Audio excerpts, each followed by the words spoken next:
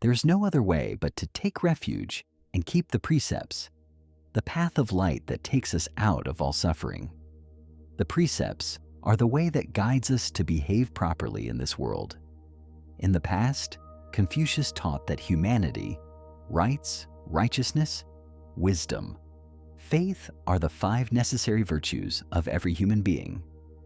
In Buddhism, Buddha also established 5 precepts. Thanks to the merit of keeping the 5 precepts, it helps us to be reborn as a human in the future. 1. Precept not to kill. The precept of killing is the precept placed first by the Buddha because all humans desire longevity, happiness, and peace. But to achieve those wishes, the first thing to understand clearly is that we must not kill the lives of living beings, kill with our own hands, tell others to kill, or use many different methods to kill, including killing from the heart, such as by using words that cause others to gradually die in suffering. Today, as society develops more and more, people's education is also higher, but on the contrary, morality is increasingly degenerate. That degeneration that appeared in the Dharma appeared a long time ago and is not something recent.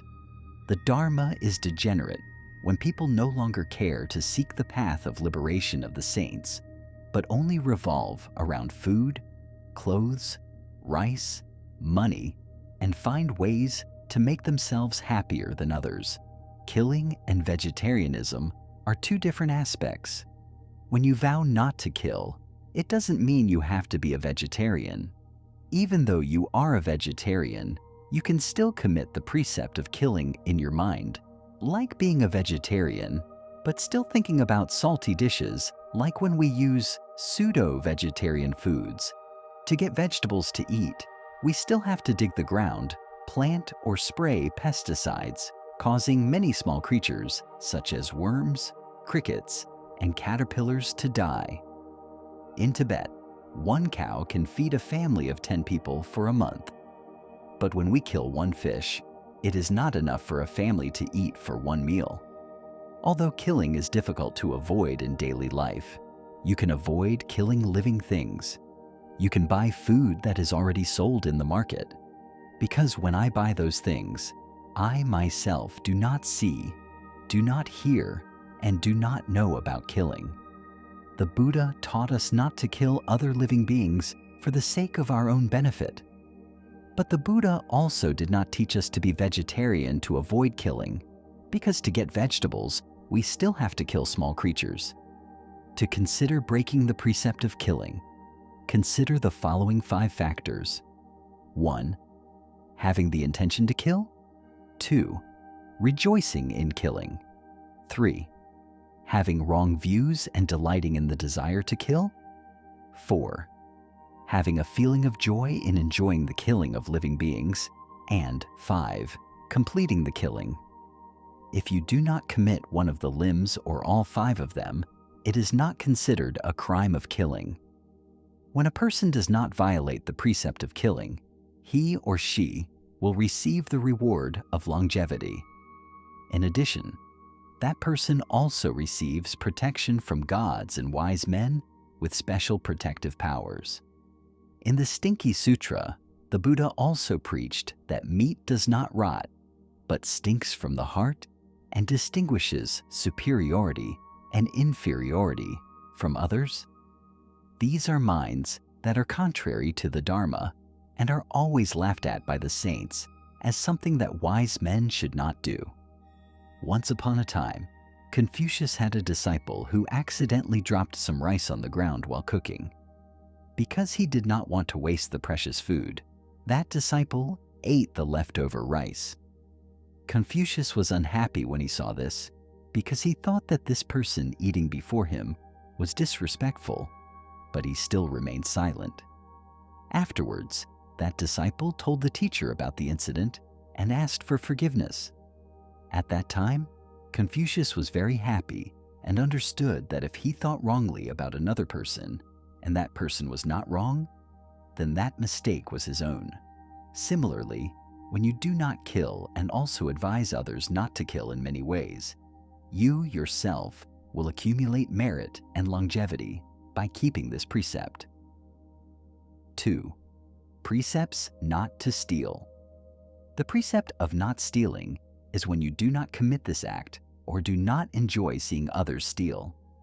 According to the Ksitigarbha Sutra, a person who commits the crime of theft will fall into the boiling oil pan hell when he dies, suffering from being immersed in boiling oil pans. People who steal and cheat will never be rich because the wealth obtained from these acts is unjust. Even if we form the thought of wanting to steal to satisfy our greed, that violates this precept. No external action is needed. The idea of wanting to steal often stems from greed for small things. Then the greed will grow and want to take more things. The retribution of theft is poverty and falling into sinful ways and is punished by the law. Stealing is the act of self-squandering one's own merits created in a past life. The person who loses wealth is blessed.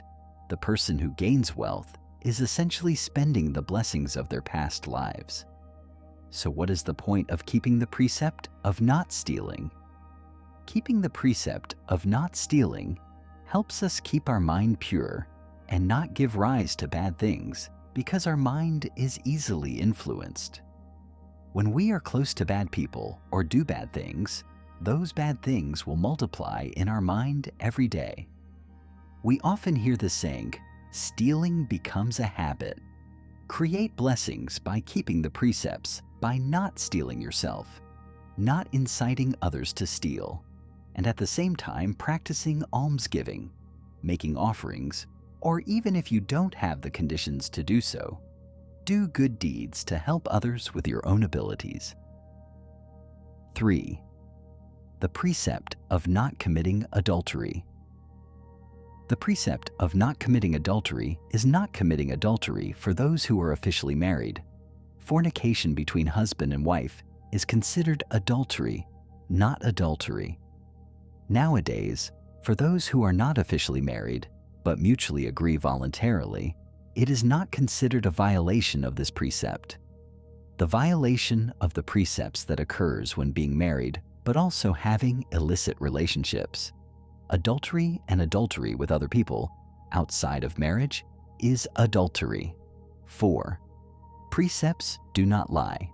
This precept is not to lie, not to speak double-tongued words, not to criticize or say bad things that cause conflict or division. Those are improper karma. Even seemingly pure words that contain untrue ideas are considered transgressions.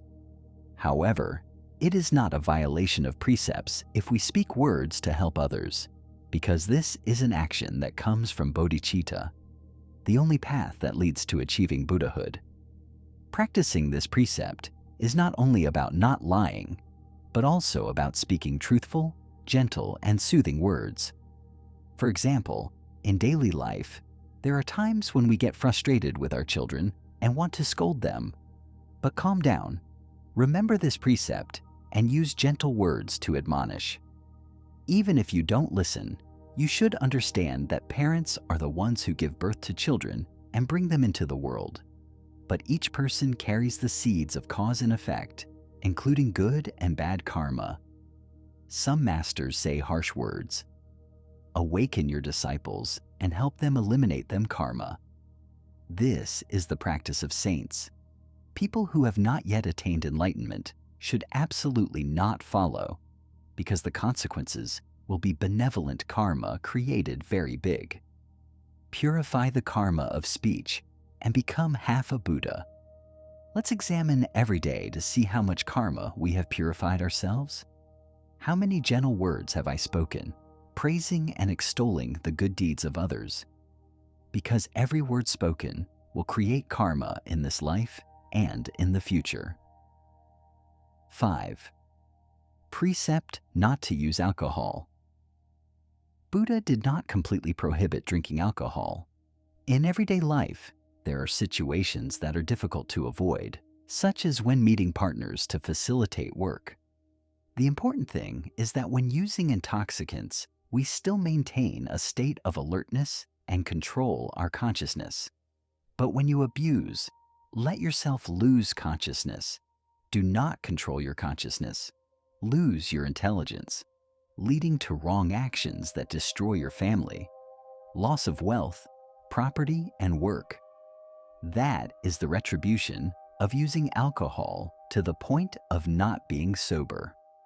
A person who takes refuge in the three jewels is protected, worshipped, and worshipped by 10 million gods because he or she is good and they come closer to Buddhahood. The 5 precepts are the route that leads to Buddhahood in the future life. Don't take the 5 precepts lightly and ignore them.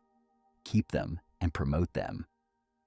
His Holiness, 17th Kyabje Kadam, Choje Dongchen, Chotrul Rinpoche, Losang Chogyal, Tenzin, Yeshe, Norbu. Excerpt from lecture on June 29, 2025.